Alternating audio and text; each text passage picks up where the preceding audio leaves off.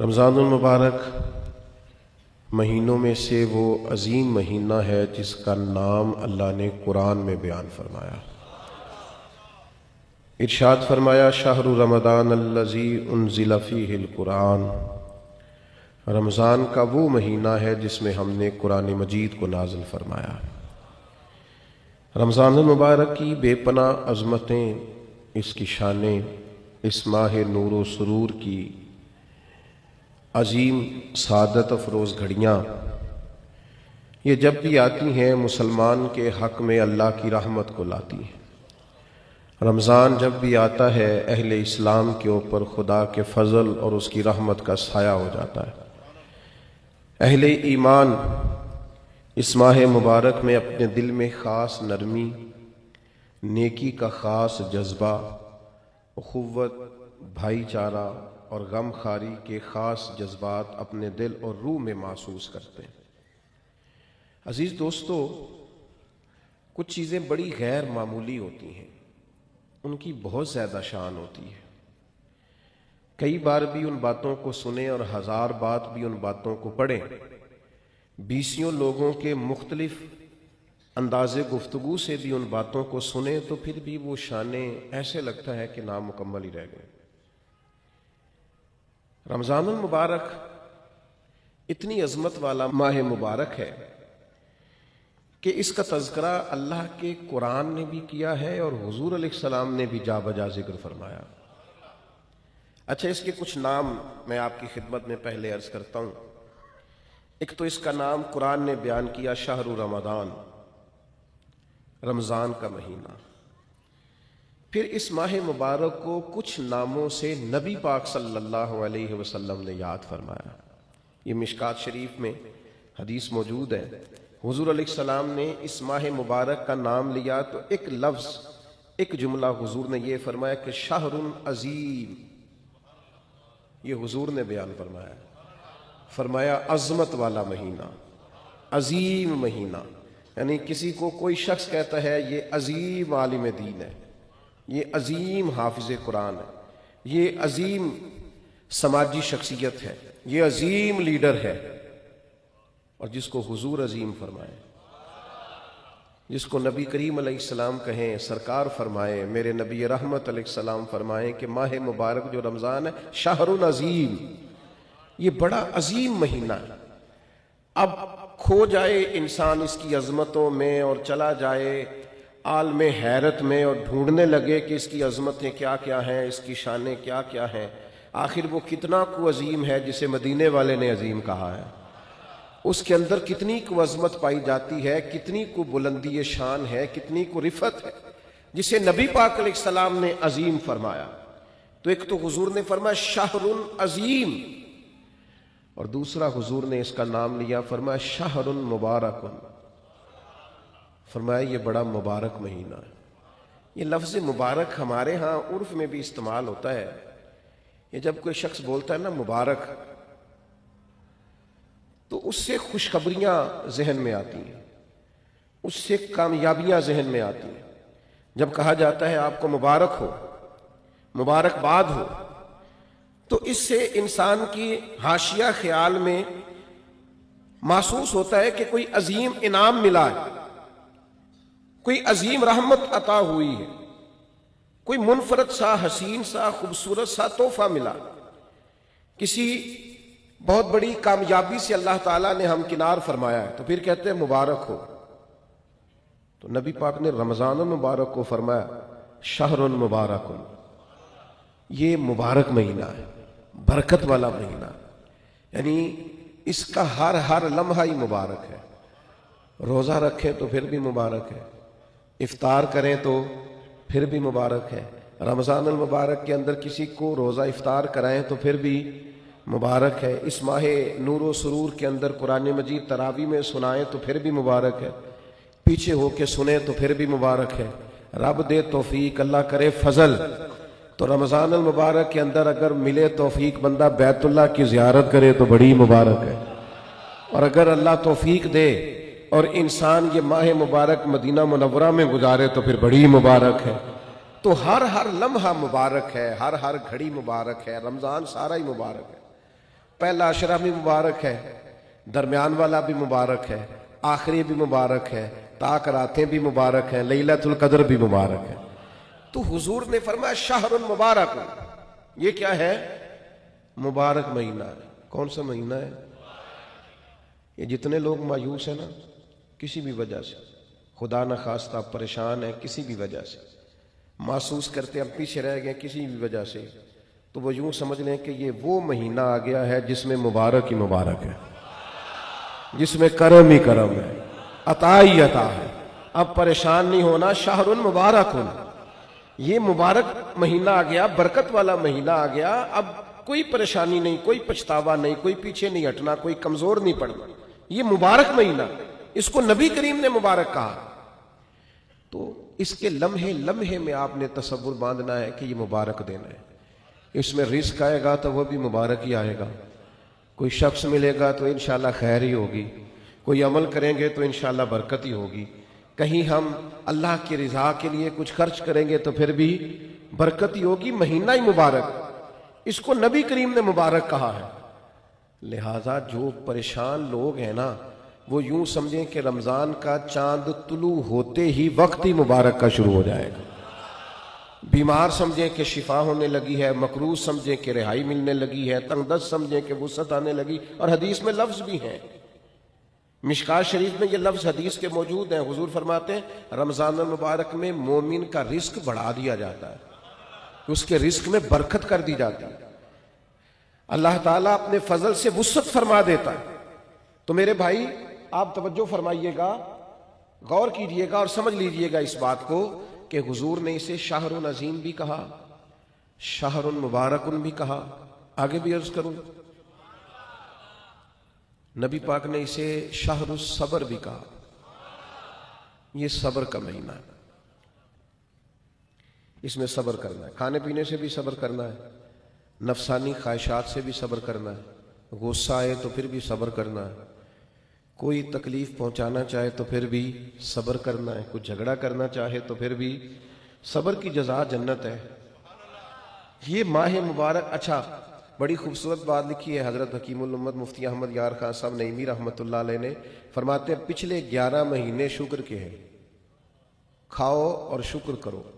رمضان مہینہ صبر کا ہے، سحری میں کھاؤ اور افطاری تک صبر کرو، یہ صبر کا مہینہ ہے، پہلے کھاؤ اور شکر کرو، جتنی دفعہ بھوک لگے کھاؤ اور شکر کرو، یہاں کھاؤ اور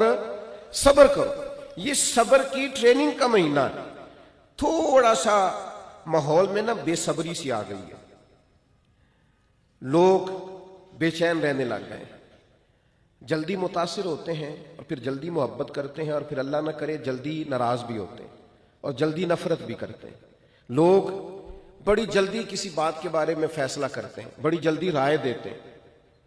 لوگ بڑی جلدی موافق ہوتے ہیں تو بڑی جلدی مخالف ہوتے ہیں، لوگ بڑی جلدی بدگمان ہوتے ہیں، صبر نہیں رہا، حوصلہ نہیں رہا، حالانکہ قرآن مجید میں 100 سے زیادہ مرتبہ کم و بیش صبر کا بیان ہے، صبر کا بیان، اور 500 کے قریب احادیث و آثار ہیں جن میں صبر کا ذکر ہے۔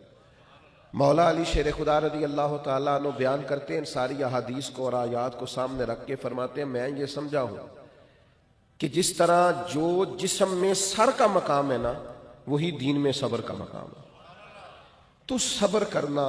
انتظار کرنا، اللہ کی رضا کے لیے رکنا، کوئی کام کر کے پھر اس کے نتیجے کا انتظار کرنا، یہ قرآن مجید کی تعلیم ہے۔ باقی ساری نیکیوں پہ ثواب ملتا ہے، ان اللہ مع الصابرین، صبر کرنے والوں کو رب رحمان ملتا ہے، اللہ فرماتے ہیں میں ہوں صبر کرنے والوں کے ساتھ، ان کو رب رحمان کی معیت نصیب ہوتی۔ تو صبر کا مہینہ ہے رمضان، اس لیے جلد باز تبصرے بھی کم سے کم کیجئے گا، بدگمانی بھی کم سے کم کیجئے گا، تھوڑا صبر کر کے دیکھیں تو صحیح، ذرا ٹھہریں تو صحیح، نتیجہ آنے تو دیں، رزلٹ نکلے گا، لیکن حوصلہ، اطمینان اور یہ جو خاموشی ہوتی ہے یہ بڑا طوفان ہوتی ہے، یہ چپ کر جانا، صبر کرنا، برداشت کرنا، حوصلہ پیدا کرنا، یہی انسان کے بڑا ہونے کی علامت ہوتی ہے۔ لیکن اگر کوئی شخص چھلکے چھوٹی چھوٹی بات پہ، ذرا ذرا سی بات پہ تڑپے اور چھوٹی چھوٹی باتوں پہ اس کے ہاتھ پیر پھولنے لگ جائیں اور سانس اکھڑنے لگ جائے اور زبان خشک ہونے لگ جائے اور ہونٹوں پہ سکری آنے لگ جائے، تو اس کا مطلب یہ ہے کہ یہ شخص معاشرے میں، سوسائٹی میں کبھی بھی کوئی بڑا کام نہیں کر سکے گا۔ تھوڑا سا حوصلہ، تھوڑا صبر، تھوڑا اطمینان۔ کسی سیرت نگار نے بڑی خوبصورت بات لکھی ہے، کہتے مکے والے لوگ دشمن بن کے حضور کے مقابلے میں نکلے، پر محبوب نے اتنا صبر کیا، اتنا صبر کیا کہ حضور کے صبر نے ان سارے دشمنوں کو نبی پاک کا غلام بنا دیا۔ وہ دشمنیاں عقیدت میں بدل گئیں۔ آپ تھوڑا صبر تو کریں۔ میں جھگڑے ہو جاتے ہیں نا دوستوں کے، اور کبھی گھروں میں بھی، بعض اوقات خاندانوں میں بھی جھگڑا ہو جاتا ہے، تو میں کہتا ہوں ذرا کومنٹس تھوڑے سے تھوڑے کرنا، رد عمل ذرا کم سے کم دینا، اس لیے کہ اس کام کی ہونی تو آخر میں صلح ہی ہے۔ تو ایسا نہ ہو کہ آپ اتنی سخت رائے دے چکے ہوں بے صبری کے عالم میں کہ پھر وہ آپ کی صلح کے رستے میں وہ جملے رکاوٹ بن جائیں۔ تو صبر سے، اطمینان سے، قرار سے، یہ سارا رمضان المبارک صبر سکھاتا ہے۔ یعنی آپ کے گھر میں نعمتیں پڑی ہیں اور آپ کے سامنے پڑی ہیں اور آپ کی اپنی ہیں اور آپ کی جائز کمائی کی ہیں، اور بھوک بھی پوری لگی ہوئی ہے، کھانا نہیں، صبر کرنا ہے۔ رب کا جب تک حکم نہیں نہ آتا، افطار کا ٹائم نہیں ہوتا، اتنی دیر تک کھانا، یہ صبر ہے۔ تو یہ صبر ہی پھر انسان کو محرمات پر صبر سکھائے گا۔ یہی صبر پھر سکھائے گا کہ جس طرح تیرے پاس سہولت موجود ہے، تو کھا سکتا ہے، تیرے کنٹرول میں، پر تو نہیں کھاتا، اسی طریقے سے کچھ چیزیں تیرے کنٹرول میں ہیں، تو لے سکتا ہے، پر چونکہ تیرے لیے جائز نہیں، لہذا تو نے صبر کرنا ہے اور وہی لینا ہے جو تیرے رب نے تیرے لیے جائز رکھا ہے۔ حرام کی طرف ہاتھ کو بڑھانا نہیں، نظر کو للچانا نہیں، کبھی بھی لقمہ حرام کی طرف نہیں بڑھنا، اس لیے کہ اللہ تعالیٰ نے یہ تیرے لیے مقام صبر رکھا ہے، اور اس مقام صبر کو کبھی بھولنا۔ تو نبی پاک نے اسے شہر العظیم بھی کہا، اسے شہر المبارکن بھی کہا، شہر الصبر بھی کہا۔ پھر نبی پاک صلی اللہ علیہ وسلم نے فرمایا وشہر المواسات، فرمایا یہ مواسات کا مہینہ ہے، یہ غم خاری کا مہینہ ہے، دوسروں کا خیال کرنے کا مہینہ ہے، دکھ بانٹنے کا مہینہ ہے۔ ہم نے نا اپنے دیہاتوں میں ایک بات دیکھی کہ جو بچیاں بیاہ کے چلی جاتی تھی نا، رمضان کا مہینہ آتا تھا تو ماں باپ کہتے تھے کہ اسے کہو کہ رمضان یہی نہیں آ جاتی، روزے یہیں رکھ لے۔ اچھا یہ نہیں بھی نہ ہوتا تھا تو آخری 4-5 دن یا آخری عشرہ کہتے تھے کہ بیٹی کو بھی اور نواسے نواسیوں کو بھی بلا نہ لے، ذرا عید یہیں پہ کر لیں، تھوڑا سا یہاں آ جائیں اور تھوڑا سا ہم خدمت کریں، تھوڑا کھلائیں پلائیں۔ ہم نے یہ دیکھا کہ لوگ نا رمضان المبارک کا خاص اہتمام کرتے، یعنی افطار کا شوق ہوتا کہ میں کسی کو افطار، اب تو خیر افطاریاں سیاسی ہو گئیں، اب تو گاہک پکے کرنے کے لیے افطاری ہوتی ہے، پارٹیوں کی افطاری ہوتی ہے، اب تو سیاسی افطاری ہوتی ہے، اب تو ووٹ شوٹ پکے کرنے کے لیے افطاری ہوتی ہے، اور اس میں تصویریں ہوتی ہیں اور اس کے اندر جناب وی آئی پیز کا ماحول۔ کریں، کوئی حرج نہیں، یہ جائز ہے، کوئی منع نہیں، امیر سے امیر آدمی کی افطاری کرائیں، اچھے مقاصد کے لیے کرائیں تو بالکل جائز ہے، کوئی منع نہیں، لیکن اس سارے میں غریبوں کو نہ بھول جائیں، جو اصل حقدار ہیں ان کا حق نہیں بھولیں۔ غرباء کے ساتھ ضرور کچھ نہ کچھ ایسا ماحول بنائیں کہ وہ باوقار طریقے سے افطار میں شریک ہو جائیں۔ افسوس کے ساتھ کہنا پڑتا ہے کہ رمضان غمخاری کا مہینہ ہے، اسے نبی پاک صلی اللہ تعالی علیہ وسلم نے غمخاری کا مہینہ قرار دیا۔ دوسروں کے دکھ بانٹنے تھے، اشکشوئی کرنی تھی، غریبوں کی مدد کرنی تھی، یتیموں کے سر پہ ہاتھ رکھنا، بیواؤں کے لیے کوشش کرنی تھی، مسافروں کے لیے کوشش کرنی تھی، مقروضوں کے لیے کوشش کرنی تھی۔ لیکن ہم کیا کرتے ہیں؟ ہم رمضان میں اپنے خرچے بڑے بڑھا لیتے ہیں، عید ایک جوڑے سے بھی گزر جاتی ہے، لیکن ساری عید جو ہے وہ کپڑے پسند کرنے میں سارا رمضان گزر جاتا ہے، سلوانے میں گزر جاتا ہے، نئے سے نئے ڈیزائن دیکھنے میں گزر جاتا ہے۔ عبادت کے دن ہیں اور ان سارے دنوں کو اس طرح کر کے ہم ضائع کر بیٹھتے ہیں۔ تو میرے عزیز، دوسروں کے کام آنا تھا، بجائے اس کے کہ اپنے خرچے اتنے بڑھا لیے جاتے کہ لوگ آزمائش میں آ جاتے ہیں، رمضان سے پہلے سوچنے لگ جاتے ہیں کہ رمضان بھی آ گیا اور اتنے زیادہ اخراجات اضافی ہوں گے۔ تو تھوڑا تھوڑا ان اخراجات سے چیزوں کو بچا کر کے، یعنی حضور علیہ السلام نے سخاوت کا طریقہ یہ بتایا تھا کہ 2 کا کھانا 3 کو پورا آ جائے، اور 3 کا کھانا 4 لوگ کھا لیں، اور 4 کا 5 لوگ کھا لیں۔ تو اپنے اسی دسترخوان میں سے آپ کچھ نکال کے اس شہر و مواسات کے اندر، اس غمخاری کے مہینے کے اندر آپ دوسروں کی اشکشوئی کریں، ماہ رمضان المبارک غریب پروری میں گزاریں، غور فرمائیں کہ کہاں کہاں لوگ ضرورت مند ہیں۔ ہم نے بچپن میں مساجد میں بڑی بڑی افطاریاں دیکھی، اور واقعتاً مسافر لوگ آ جاتے تھے تو وہاں علاقے کے لوگ ہی، آج فلاں نے دیگ پکا رکھی ہے، فلاں نے چاول بنا رکھے ہیں، تو مسجدوں میں بھیج دیے جاتے تھے اور مسجد میں افطار ہوتا تھا۔ اور اگر مسافر نہیں بھی ہوتے تھے تو اس محلے، اس گاؤں کے، اس علاقے کے جو غربا ہوتے تھے وہ مسجد میں جمع ہو جاتے تھے اور افطار کر لیتے۔ لیکن اب آہستہ آہستہ چیزیں سکڑ گئیں، چیزیں سمٹ گئیں، ہمارے اپنے معاملات اتنے انفرادی سے ہو گئے ہیں، ہر آدمی کی ایک مخصوص سی پسند ہے، مخصوص سی چیزیں وہ کھاتا ہے، اس میں وہ اپنے آپ کو جینا اور اپنے آپ کو رکھنا بہتر جانتا ہے، وہ اٹھ کر اپنی ذات سے اوپر سوچنا گوارا ہی نہیں کرتا۔ میرے عزیز، یہ غم خاری کا مہینہ ہے۔ کیا حسین لفظ ہے حدیث میں، صحابہ فرماتے جب رمضان آتا تو حضور قیدیوں کو آزاد کرتے، ہر سائل کو عطا کرتے، نبی پاک بانٹتے، دیتے، ہر ایک کو نوازتے۔ ہمارے ہاں لائنیں لگتی ہیں زکوٰۃ لینے والوں کی، اور جناب جو دینے والے ہیں وہ بگڑ جاتے ہیں، کہتے ہیں آپ 9 بجے ہی آ گئے، سونے بھی نہیں دیتے، اور پھر یہ کہ آپ وہ تو نہیں جو پہلے بھی آئے تھے، اور دوسرا یہ کہ آپ اگر ترتیب سے کھڑے نہیں ہوں گے تو میں بھگا دوں گا، سب کو کچھ بھی نہیں ملے گا۔ سچ بتانا، جب اللہ نے ہمیں دیا تھا تو لائنوں میں لگا کے دیا تھا، سچ بتانا جب اس نے ہمیں دیا تھا تو یہ رویہ تھا۔ کسی درویش سے کسی نے کہا تھا میرا دل تو کرتا تھا اللہ کے رستے میں خیرات کروں پر کوئی مستحق نہیں ملتا، تو شیخ مسکرا پڑے، تو کہا حضرت آپ کے مسکرانا بڑا معنی خیز ہے، آپ کیوں مسکرائے؟ تو فرمانے لگے پہلے تو بتا، جو جو اللہ نے تجھے دیا تیرا حق بنتا تھا؟ تو جب رب نے تجھے دے دیا ہے حالانکہ تو حقدار نہیں تھا تو پھر ٹٹولتا پھرتا ہے، تھرمامیٹر لیے پھرتا ہے؟ جس کی سمجھ آ گئی ہے تجھے غریب ہے تو دے اللہ کی رضا کے لیے۔ لیکن وہ رویوں کی تلخی، مزاج کی ترشروئی، میں اقرار کرتا ہوں اس بات کا بھی کہ بہت سارے غربا اس مہینے میں دھندے بھی بنتے ہیں، آٹا خیرات میں لے کے دکانوں پہ بیچا بھی جاتا ہے، یہ ساری چیزیں دیکھنے کو، سننے کو، پڑھنے کو ملتی ہیں۔ لیکن میرے عزیز، آپ یہ ساری چیزیں دیکھ کے کیا خیرات کرنی چھوڑ جائیں گے؟ ان رویوں کی بنیاد پر کیا آپ یہ کام کرنا چھوڑ جائیں گے؟ اللہ کی رضا کے لیے دینا ہے تو خوب دینا ہے۔ اس ماہ مبارک کو نبی پاک علیہ السلام نے غمخاری کا مہینہ قرار دیا ہے، خوب اللہ کے لیے۔ ہمارا اسی جگہ دسترخوان لگتا ہے سحری اور افطاری کا، کچھ لوگ آ جاتے ہیں سڑک پہ جانے والے، غریب رکشہ ڈرائیور آ جاتے، یہ یہاں کچھ لوگ مزدوری کرنے آئے ہوئے ہیں وہ آ جاتے، تو ظاہر ہے ادارہ زیر تعمیر تھا، ہم اتنے اخراجات افورڈ نہیں کرتے تھے، لیکن وہ چند لوگوں کے لیے دسترخوان لگتا طلباء کے لیے، تو وہ لوگ خود آ کے بیٹھنے لگے، پھر وہ 50، پھر 60، پھر وہ ایک دن ایسا آیا کہ 1100 لوگ ہو گئے۔ تو یہ دوست مجھے کہنے لگے کہ ہم کیسے کر کے ان کو چلائیں؟ تو میں نے کہا سچ بتاؤ، ان پوری صفوں میں تم نے کوئی امیر بھی بیٹھا دیکھا ہے؟ کوئی مالدار، کوئی گاڑی والا، کوئی پراڈو والا تم نے دیکھا ہے بیٹھا؟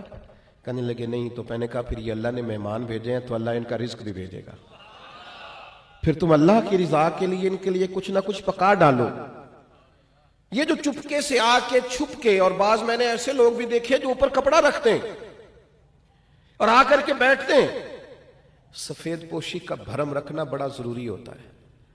اور دروازے پہ آئے کو خالی نہ بھیجنا یہ بڑا ضروری ہوتا ہے، اور جب کوئی امید لگا کے آ جائے اور اس کی امید کو توڑ دینا یہ بڑا تکلیف دہ ماحول ہوتا ہے۔ لیکن ہم نے تو کواڑ اندر سے بند کر لیے، ہم نے تو ہر چیز میں اقربا پروری بنا لی، ہم نے تو ہر بانٹنے کو، ہر دینے کو سیاسی رنگ دے لیا۔ خدا را، یہ غمخاری کا مہینہ ہے، پلٹ کے دیکھنا یتیموں، مسکینوں، غریبوں کو جو چپ ہیں، جو بولتے نہیں، جو عید سے قبل میاں بیوی مشورہ کرتے ہیں کہ ہمارے کپڑے نئے ہیں بس بچوں کو لے کے دے دیے جائیں، ہماری خیر ہے، میرا جوڑا ٹھیک ہے، میں گزارا کر لوں گا، یہ فلانی شادی پہ لیا تھا، تو بچوں کا سوچ۔ گندم امیر شہر کی ہوتی رہی خراب، اور بچی کسی غریب کی فاقے سے مر گئی۔ او بھائی، یہ فرق مٹانا پڑے گا۔ یہ جو بہت زیادہ تفریق ہے، یہ ماہ نور و سرور آیا ہے، اس میں ارادہ کریں۔ اور میری اپیل ہے ان لوگوں سے جو راشن بانٹتے ہیں، جو کسی کے گھر میں کچھ پہنچاتے ہیں وہ رمضان کا انتظار نہ کریں، رمضان سے 2 دن پہلے پہنچا دیں۔ اور میں ذمہ داری کے ساتھ آپ سے وعدہ کرتا ہوں کہ آپ رمضان کی نیت کر کے رمضان سے پہلے دیں، اللہ رمضان جتنا اجر عطا فرمائے گا، لیکن پہلے سے یہ کام کریں، اشک شوئی کریں۔ 2 باتیں آپ کی خدمت میں عرض کرنی ہے۔ ایک تو رمضان المبارک کا قرآن مجید سے بہت زیادہ تعلق ہے، بہت زیادہ، اس لیے کہ قرآن مجید کہتا ہے شہر رمضان الذی انزل فیہ القرآن، رمضان کا وہ مہینہ جس میں ہم نے قرآن مجید نازل فرمایا۔ حضرت امام اعظم ابو حنیفہ رحمۃ اللہ علیہ کا طریقہ یہ تھا کہ آپ ایک سپارہ قرآن مجید کا گھر میں پڑھتے تھے، ایک مسجد میں پڑھتے تھے، ایک رات کو تراویح میں پڑھتے تھے، ایک گھر میں اور ایک مسجد میں اور ایک رات تراویح میں۔ تو کتنے قرآن مجید ختم ہو گئے رمضان میں؟ 3۔ نبی کریم صلی اللہ تعالی علیہ وسلم کا مبارک طریقہ یہ تھا کہ حضرت جبریل امین علیہ السلام ہر سال رمضان میں حضور کے ساتھ قرآن مجید کا دور فرماتے، جیسے ہمارے حفاظ نہیں دور کرتے، ایک حافظ پارہ سناتا ہے پھر دوسرا اس کو سناتا ہے، پہلے ایک سنتا ہے پھر دوسرا اس کو سناتا ہے، تو نبی کریم علیہ السلام حضرت جبریل امین کو سناتے، حضرت جبریل حضور کو سناتے۔ اور جس سال حضور کا وصال ہوا اس سال 2 مرتبہ نبی کریم نے دور فرمایا قرآن مجید کا۔ میں نے ایک دفعہ سفر پہ تھا، کہیں میں گیا ہوا تھا کسی پروگرام کے لیے رمضان میں، تو ایک صاحب کے ساتھ میں کھڑا ہو گیا نماز پڑھنے کے لیے تراویح، تو بڑا ہی رونے لگے وہ تراویح میں، بہت روتے جا رہے ہیں، تو ہچکیاں ان کو، تو میری سمجھ میں نہیں آ رہا تھا، اس لیے کہ جو آیات، جو پارہ اس دن چل رہا تھا وہ آیتیں بھی ساری رحمت والی تھی، کرم والی تھی۔ ایک ہوتا ہے کچھ ایسی آیات ہیں جن کو سن کے رونا آ گیا، لیکن میں نے کہا بھی ہو سکتا ہے رحمت پر بھی لوگ رو پڑتے ہیں، تو وہ کچھ زیادہ ہی معاملہ ایسا ہو گیا کہ ہچکیاں بننے لگیں اور ساتھ والے لوگ تھوڑے سے محسوس کرنے لگے، قربان جائیں۔ وہ سلام پھیرا تو میں نے ان سے کہا خیر ہے؟ تو دیسی آدمی، دیہاتی بندہ مجھے کہنے لگا حضرت جی یہ جو تراویح پڑھا رہا ہے نا یہ میرا بیٹا ہے۔ تو میں کہا میرا بیٹا حافظ ہو گیا اور مصلی سنا رہا ہے اور قرآن مجید پڑھ رہا ہے؟ تو آج پہلی دفعہ یہ قرآن مجید سنا رہا ہے تو مجھے ایسے لگتا ہے جیسے میری شان بڑی ہو گئی، میں بڑا بلند ہو گیا ہوں۔ مرتبہ میں نے اسے کہا کہ تو تھوڑا اور بھی رو لے تو تیرا بنتا ہے، اس لیے کہ جس جگہ پہ تو کھڑا ہو کے سوچ رہا ہے نا، یہ وہ بہت بڑی بات ہے۔ قرآن مجید سے وابستگی ہماری یا ہماری اولادوں کی یہ بڑی ضروری ہے۔ رمضان شریف میں میرا خیال ہے 2 پارے تو روز ہونے چاہیے۔ میری خواہش یہ ہے کہ دن میں آپ ترجمہ پڑھیں پارے کا، تھوڑا غور سے پڑھیں، اس کی تفسیر دیکھیں، اور رات کو پھر وہ تراویح میں سنیں، آپ کو عجیب سا لطف آئے گا، آپ محو ہوتے رہیں گے اور سارا دن وہ چیزیں آپ کے حاشیہ خیال پر چمکتی دمکتی رہیں گی، آپ کو سرور آئے گا، یہ کمال کام ہے۔ اور دوسری گزارش میری یہ ہے کہ سحری کے وقت اٹھنا تو ہے ہی، بہت ساری چیزیں بھی سحری کے وقت، دودھ دہی بھی بعض جگہوں پہ لانا پڑتا ہے جا کے، تو 10-15 منٹ پہلے اٹھیں، تہجد کی نماز بھی پڑھیں، یہ روٹین بنائیں پہلی رمضان سے۔ آپ ذرا جلدی اٹھیں، 4 رکعت نماز، 2 رکعت نماز، 6-8 جتنی توفیق ہو تہجد کی نماز پڑھیں، اس کے بعد اپنی سحری کر لیں، لیکن کوشش کریں کہ نوافل کی کثرت ہو، تراویح کا خاص اہتمام ہو، قرآن مجید کے ساتھ خاص دلچسپی ہو رمضان شریف میں۔ اور پھر اللہ کے پیارے حبیب صلی اللہ تعالی علیہ وسلم نے ارشاد فرمایا، رمضان آ گیا ہے، حضور فرمانے لگے یہ برکت والا مہینہ ہے، اللہ نے اس کے روزے فرض کیے ہیں۔ اللہ کے حبیب علیہ الصلوۃ والسلام فرماتے ہیں اللہ تعالیٰ نا آسمان کے دروازے کھول دیتا ہے رمضان میں، اللہ تعالیٰ آسمان کے دروازے رمضان المبارک میں کھول دیتا ہے، دوزخ کے دروازے بند کر دیتا ہے۔